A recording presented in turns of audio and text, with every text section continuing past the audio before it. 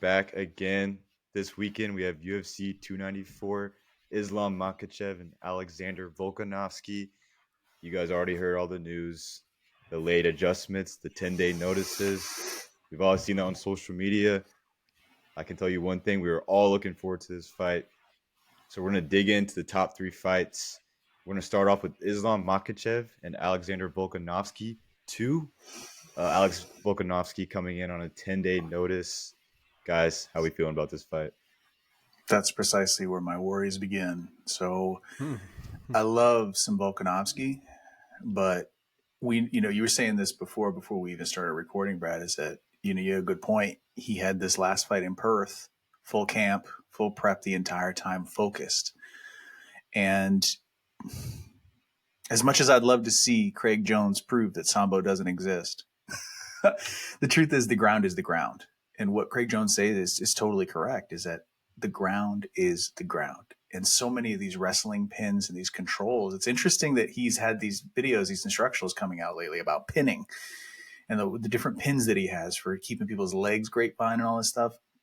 You can see an undeniable influence of what has worked in MMA from guys like Khabib and, Abdul Naps, his whole camp. They have this system of pinning, getting to half guard, shin, boom.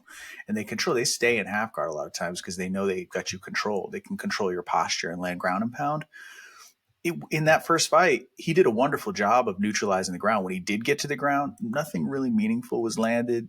No subs were really that tight or close. But I did get the feeling watching that empty look in Islam's eyes and the embeddeds leading up to it. He didn't look healthy. I'm not trying to make excuses. I'm not trying to be a homer here, but he didn't look healthy. He looked kind of far away. His weight cut looked absolutely terrible. He was diminished. Volk was at full power, up a weight class. Here, we're asking the impossible in a lot of ways. If Volk can do this, if he can get on a plane in 9 days' notice after having hand surgery, going through all of this, cutting, 26 pounds during this period of time, that's where he's at. If he can make this happen, this is the greatest of all time implications if he can do something like that. That is insane. To do it like that, that's like BJ Penn when BJ moved up and beat Matt Hughes. Nobody gave him a chance there, and he just moved on and made it happen. So as much as I'd love to see it, I do have a feeling that this is Islam's time. He's no slouch on the feet either, so I'd be curious to see what your guys' takes are. You give Volkanovski a chance here? He's always got a chance. I mean, he's Volkanovski. He's got the heart of a warrior. I think everything you said is correct. He's losing 25 pounds in a week and a half, 10 days. If you look at the last fight, Islam just looked bigger, stronger. I mean, when there were the scrambles, Volkanovski could get out of a few of them because he's so tight and short. So it's hard to kind of wrap him up and get a rear naked choke from the back because his neck's right there. There's not much there to grab. But I think as far as control goes, Islam can control Volkanovski. I think he'll do more ground and pound this fight. I think Volkanovski, if you heard his preview or one of the interviews leading up to it, he said, I want to get him out there early. I don't want it to go 5 rounds. I want to get in there and get him out. So that tells me his cardio is not where it needs to be. And Volk's not the kind of guy to just one-hit people and put him out. He's the guy that just wears on you the whole fight. Look at the guys he faces, the beginning picture and the end picture. You see the drastic difference, their faces just beat to shreds. He just puts damage on you consistently. I think this fight, I don't think he'll be able to do that because his cardio is not there. So I think it's in Abu Dhabi. It's not in Australia. So there's that as well. But yeah, I think this is Islam's fight to win. On a scale of 1 to 10, Simon, how disappointed are you that this is not Oliveira right now? That's a good question. As you can see, honestly, I'm gonna go with a 7 because I honestly would like to see Islam and Volk 2 more than Charles fight. Even though I love Charles, I would love to see them fight more. But I'd rather see that without the 10-day notice, right? So if both fighters are healthy, I would rather see Volk. But in this situation, I really want to see Charles. Not by much, it's not like yeah. But I definitely would have loved to see Charles fight. You guys are saying, the 10-day notice thing scares me. I went back and watched the other fight without the bias, but without all the hype. and Islam obviously won, right? In the moment, Mm-hmm. I don't know how you guys agree, if you guys agree with me or not, but in the moment of the last fight, I thought it was 50-50, right? I was watching the Joe Rogan watch along. They thought the same thing. They were shocked. I went back, watched it less than a week ago, and I was like, Islam controlled the whole fight, except for like that fifth round. I the past the victories are so small for me when it comes to Alex. When he was, yeah, he got out of bad situations. Alex did. He did it somewhat easily. But how does that win you the fight, right? On the feet, that's where Alex you can maybe have an advantage. Even on the feet, Islam's a great striker. He's probably gotten better since then. So that's what worries me. Even without the 10-day notice, what is Alex's path to victory? I think I mean, I hope you can prove me wrong, but that's the biggest question. I think on the feet is his biggest path to victory. But when I watched the other fight, the closing the distance was the issue, right? When Mm-hmm. Volk got in there, he was able to do when he got into the, a chance to get a punch in or even the clinch, he struggled. But when he got in, he closed the distance, he still kind of struggled. He was able to get a few punches in, and then he saw success in the ground and pound. But that was so late in the fight. So I think his only path is to get that ground and pound earlier, maybe like first, second round. But with Islam's cardio, like he's gonna have to land like a crazy punch, get him on the ground and finish it. That's all he's gonna have to do. Not Yeah, all and he's I gonna have to think do. What he has to do, but I don't see it happening. in the Yeah. last fight in Australia, the crowd was celebrating his defenses, like wrestling Mm, defenses. Like exactly. that's not you're not winning. You're just not getting strangled. They were celebrating that. Yeah. So I think he's doing good. No, he's not doing good. He's just not getting mauled. He's just defending the Exactly. wrestling, which isn't going to win you a fight. It just Yeah. prolongs the fight. But Like that fight, he just wasn't losing. That's why we thought it was yeah, good. He wasn't. He yeah, wasn't completely getting Getting dominated. dominated. And to us, Yeah. that was a win, right? If you're a fan and you hear the crowd, that's what you see. But in this fight, I don't yeah. know. Do And you guys Islam see hasn't path to victories? Islam hasn't Mm-hmm. fought since that fight. Volk's fought Yair Rodriguez, Mm-hmm. had surgery, all these different things. Islam's been preparing for his next fight. He's been improving his own game. Volkanovski's just been recovering and fighting, Mm, Yair. So how much better has he gotten in the past 10 months, right? So that's another thing. Yeah. I think the only way I could see it happening is if you guys go back and watch Islam's fight. Oh my goodness. I'm blanking on the individual. Adriano Martins. Thank you. So he tagged. This is the only loss for Islam, by the way. He tagged him and knocked him out. And it was this really weird exchange out of nowhere. I could tell Islam wasn't taking him very seriously on the feet. And at this point, Islam's striking was very rudimentary compared to where it's at right now. Since then, he got very cautious, and you haven't seen that kind of thing happen to him since. He's been very on his P's and Q's. He's on his bike. He's using lateral movement. He's doing a lot of things that Javier Mendez is just famous for at AKA. We forget Khabib and all these guys. They've got an amazing striking coach that had Josh the Punk Thompson. Dude, this guy was responsible for Luke Rockhold, Kane, DC, all these guys. Um, but Simon, I wouldn't beat yourself up about how it took a couple of watches for you to figure out, who won that fight, because I know you're talking about the watch along with Joe Rogan. Brendan Schaub probably had to watch it like 7 times just to remember who the guys actually are that are fighting. mm, But we love you, Brendan. Here's the deal. So I really think that short of a weird flash knockout, I just don't see it. I think it's going to have to be something crazy, like, oh my God, I didn't see it coming. Boom. Just some weird glancing shot just catches him. But he, like you said, he's got to get past the black line, man. He's got to get either all the way in or all the way out. He cannot be hanging out in that mid range. You know what this kind of gives me a little bit of a feels for? Israel and Sean Strickland. So mm, Sean realized, he's like, I can't stay out here. I'm going to get just pulverized. So I'm going to stay right in that uncomfortable zone the whole time. mm. Only thing there is, you watch the first round, Volk gets tagged a couple times and rocked in the first round by Islam. Yep. We forget about all of this. It's like nobody gives Islam any credit when he gets success on the feet. Mm. But guys, this fight, we could break this down for hours. We got to move along. I got to say, this fight is the most anticipated fight on this card for me. I love it more than the main event. As much as I'm sad that I didn't get to see Bohachinia, because I love me some Paulo Costa. He's a walking just comedy show at all times. He's hilarious. And he's a good fighter too. People could sleep on him. But Man, we got Khamzat Chimaev versus Kamaru Usman on 9 days' notice. Kamaru moving up to 185 for the first time in his UFC pro run. I don't know if he did it on an Ultimate Fighter or something at some point, maybe, but wow, this fight's giving me chills, man. Yeah, I'm curious to see how that weight difference goes for Usman. I don't think he's a big guy for the weight class. He's not small, but if you look at him versus Leon Edwards, Leon Edwards looked bigger than Usman in that fight. Mm-hmm. So Usman's going to move up to fight Hamza, who is like probably bigger than Leon. So that's not really. I mean, I think this is better for Chimaev than it is for Usman as far as the weight increase goes. But other than that, I think this fight is. I'm leaning pretty heavy towards Chimaev. I don't know if I'm crazy for that or not. I think Usman's chin after that head kick has been a little bit unstable. If you look at the last fight against Leon Edwards, like a few shots hit and he kind of stumbled a little bit. It wasn't hard, wasn't tough shots, but it still caught him off guard and he was a little wobbly for a second.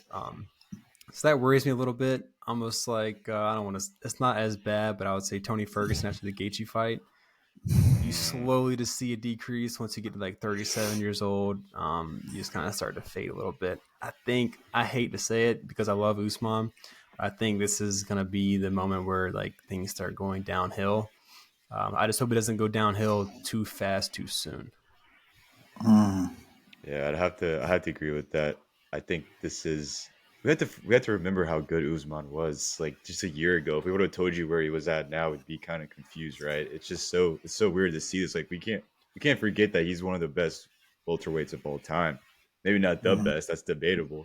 You got GSP and stuff, but I mean, and he's going against an up and coming guy. Technically, I mean, he's still up and coming. You would have never thought that I'd be picking against Usman in this situation, but I have to agree with Brad on that one about the age. Like I can just see this being the downhill turn of his career, but at the same time, this can be what gets him back to being great, right? Like this is a huge win, even though it's not for a championship. There's so much on the line, right? He's coming back on a 10-day notice, 9-day notice, whatever it was. If he wins this fight, I mean, he's right back in there, and he's apparently, according to Dana, going to go ahead and fight Sean, which actually is a rematch for Sean because Sean lost to Usman early in Sean's career. So, I mean, this is huge for him. And for him to take it on 10-day notice is insane where he's at in his career. Like, at this point in your career, you want to be way more selective. He picked the scariest guy probably in the UFC right now, other than the guy who was opening up the car with one eye. But this is probably one of the scariest guys when it comes to fighting. But the only path to victory I can see for Usman winning is his takedown defense. So with Burns did a decent job with this. You know, he kept it on the feet. He turned it into a brawl. I think Usman has to do that. He's a decent striker. I shouldn't say great striker, but Usman's a decent striker. If he can defend those takedowns in the first, second, and then try to keep on his feet, I mean, he has a path to victory. I don't see that happening. I got Khamzat Chimaev in this, but there's options for Usman, and I would like to see those come true. We'll have to see. I think if Usman fights like he did against Colby Covington, where he just bit down his mouthpiece and just traded, I think he has a chance. But that was 2 or 3 years ago. He's not the same Kamaru Usman anymore. But in my opinion, this is a bigger risk for Usman to fight Chimaev than it's for Volkanovski to step up and fight Islam. I think this is a much bigger risk as far as like career, legacy, everything goes. So props to Usman for taking this fight. And as much as I could sit here and make the case, I'll just be honest. Khamzat is one of my favorite fighters right now. I'm really high on him. Yeah. I really enjoy Khamzat.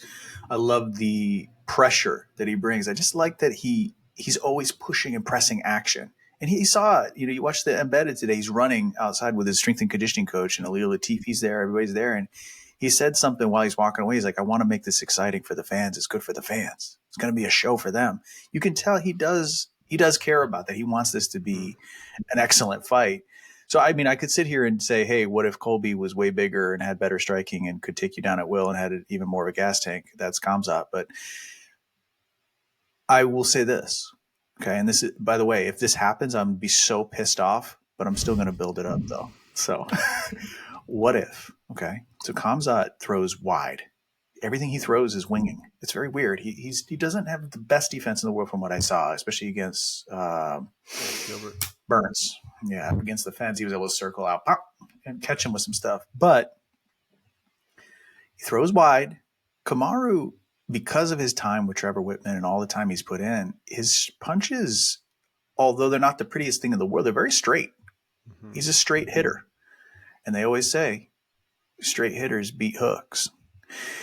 There is a possibility, folks, that Usman could go in there, survive the onslaught, and at some point catch him with that same, maybe that left-hand shuffle that he caught Jorge Masvidal with. If that happens, guys, the entire roof is going to blow off of that arena. And, man, what a time for Israel to step away from the middleweight division and then see this happening. I mean, it doesn't matter who wins. Either fight would be excellent. They've already announced this is number one contender for Sean Strickland. Yeah. So either we get a rematch or we get Khamzat. I mean, either way is a beautiful outcome. I have a lot of respect for Kamaru doing this. He's literally just stepping up with just balls of steel. No matter what happens, I'll ride with him. Yeah, it's hard not to root for him. Which is scarier. Yeah. Imagine that. Yeah. But speaking of another fighter who's on a losing skid, so this is the last of the big marquee fights here. I think this is kind of going under the radar. He's fun guys. But Ankalaev, he's a guy who everyone was high on. He was going to be the light heavyweight champion, and then he had to deal with Jan Blachowicz, which it was an interesting fight. Some of it was a little bit of a stinker, but they really took each other into just deep waters. And I don't know what's going on with Jan, but his leg kicks, man, they're made out of steel. And he was able to just withstand it and deal with it. And that fight ended up with some kind of weird split draw, weird outcome.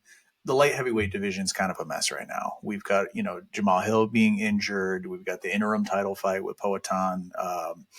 Here, Ankalaev is, I think, ready to make a statement. He's looking really sharp in the training. He looks excellent. He looks like he's got more of a team around him than Johnny Walker. But, man, is Johnny Walker charming, dude.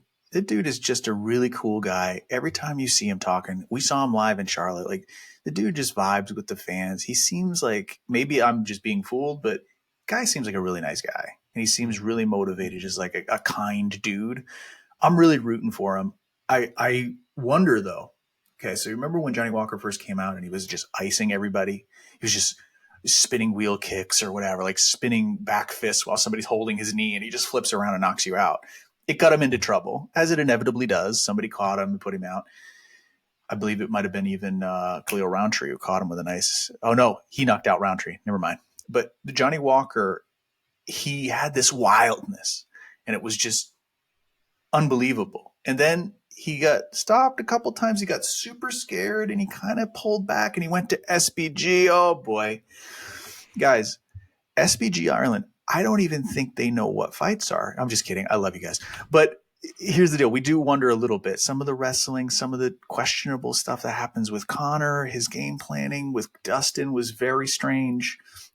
I do have doubts about SBG sometimes as a camp. Some of their coaching seems suspect. And they pulled Johnny Walker back so far that it's almost like he lost the wild man. If he doesn't bring the wild man back, he's not getting past Ankalaev. He cannot out-technique or out-cautious Ankalaev. Ankalaev is so cautious. He needs to go crazy. He needs to go in there and be like, I'm going to throw flying knees. I'm going to throw spinning shit. I'm going to do everything that I can. What's your take on this one? I think you hit it right on the head. He's too cautious. And that's why I'm going Johnny Walker this weekend. I think he's back, man. I think he's back. I think after that Jamal Hill knockout, everything changed. He submitted Kudalaba. He beat Paul Craig, beat Anthony Smith, and he made it look easy. And we saw him in Charlotte. He was just toying with Anthony Smith. I'm not saying piecing him up. I'm not saying Anthony Smith is like a talented striker, but he made it look easy. I think he's got his confidence back. I think he's back to where he was before SBG, like you were saying. I think he comes out and surprises Ankalaev this weekend. I think Ankalaev is too safe, too cautious. He's not dangerous, in my opinion. I think he'll finish Ankalaev this weekend. Whoa. By knockout, yeah. See, we can post this before the card so you guys don't think I'm just bullshitting you. Brad just did that for the clip, dude. Brad did that for the clip, man. We all know. We're going to cut that part if he loses. Don't tell me to delete it. No, post the story before the fight happens. I guarantee you, I'm confident. Right. The crystal ball. See, guys, this is a tough one for me because I agree with you. I love Johnny Walker. I think he's super entertaining. He's good for the UFC. He's a good product for the UFC. I don't know. Ankalaev, like you said, he was supposed to be, the future champ, and he still can be the future champ. I think he might be able to, but kind of Alex, what you said, I think Walker needs to be not conservative at all. He needs to be it's either killed or be killed in there, right? Like he needs to make Mm-hmm. sure that he goes all in. This is a huge fight for him. I mean, this can get him to the title chances. It's only 3 rounds. He just can't stand there and try to piece up Ankalaev from a distance. He's gonna have to take risks. He's gonna have to go in there and take everything he can out of his toolbox to win this fight. If he does that, I can totally see it happening. I mean, I'm leaning towards Ankalaev. I'm not betting on this. I don't even really want to pick this fight, like you were saying, because I love Walker so much. But I'm leaning towards Ankalaev in this fight, just because I think Walker's going to be a little more conservative, and he might turn it up a little later in the fight. It's 3 rounds. You know how quick these 3 rounds can go. Next thing you Mm-hmm. know, you go into the scorecard. And he's going to lose 2-1, in my opinion, if he plays conservative. So I think he can turn it up in maybe the third round, but I don't know. You don't have hope. I get you. I have low hope. I have some hope. I had the doctor test my T levels and my hope levels. They're both extremely low. So we all, for all the, go ahead. Sorry. Oh, you go ahead. No, same for. So I was gonna say we should do picks for each one, but we pretty much all had the same picks except for the Walker and Ankalaev, right? Yep. Yeah. Okay. We're in accordance. And for y'all watching at home, if you're excited about watching this card, just keep in mind it's on the other side of the world. So prelims start at 10 a.m., main cards at 2. Go to your nearest Buffalo Wild Wings, your nearest Hooters, wherever it is that they show this degenerate entertainment. Go find it, seek it out. A couple of other real exciting bangers that you can look forward to on this card. We're not going to break them down, but just keep your eyes peeled for Bukaya versus Tim Elliott at 125. And then we've got Victor Henry versus Javid Basharat. These are both just dog fights. Guarantee you is going to be intense scrambles. There's a lot of low-key good stuff on this card, but it'd be exciting to see how it plays out, boys. Yeah, there's a lot of fighters that haven't really made a big name yet in the UFC, but they're super talented guys, and I'm excited to see kind of how they debut in a lot of these fights, especially the first fight of the night, Bruno Silva versus Shaur Magomedov. I'm excited about this fight. It's probably my favorite fight on the prelims. It should be a nice banger, so be sure to catch that one early. It's nice to. Sorry, go ahead. I got one quick thing. I forgot to do this. For bettors, we need to be aware of this. Alaskarov versus Worley Alves. I have no idea what's wrong with the line, but people for some reason have Worley Alves after losing all these fights and coming off of like losses and moving up a weight class. They have Worley Alves as the favorite. He's an underdog right now. No, you're underdog at plus 430. Oh, they changed it. Big underdog. Really? Okay. You're on the UFC site is all screwed up. So that's probably what you were thinking. 2 days ago, that was completely in the other direction. That is so crazy. Never mind. Ignore that. That's it. Well, they caught up. Yeah, they figured it out. So that was going to be easy money. DraftKings doesn't mess up. DraftKings doesn't mess up. So. Yeah. Ignore I ever said that. Cut that. If you guys are watching this, DraftKings, go ahead and sponsor us. We're on the come up. Go check out our best bets video. Yeah. Mm-hmm. Yeah. Go ahead and check out the best bets video. We just posted it. We gave our best bets for this U294 card. If you guys like that, go ahead and check it out. If you guys like this video, go ahead and like and subscribe. Also, comment who you guys got in these top 3 fights. We want to know. We've been seeing some comments of people saying who they got. Some of them have been wrong, some of them have been right, but go ahead and let us know. Also, if you want to interact with us more, go ahead and check out our Instagram at Spar Scene. Go ahead and check us out. We post stuff. We do polls. So if you guys want to give us who you think is going to win, we usually post polls. We usually chat through there. But yeah, go ahead and check that out. And we'll see you guys later. Peace. See ya. Peace out.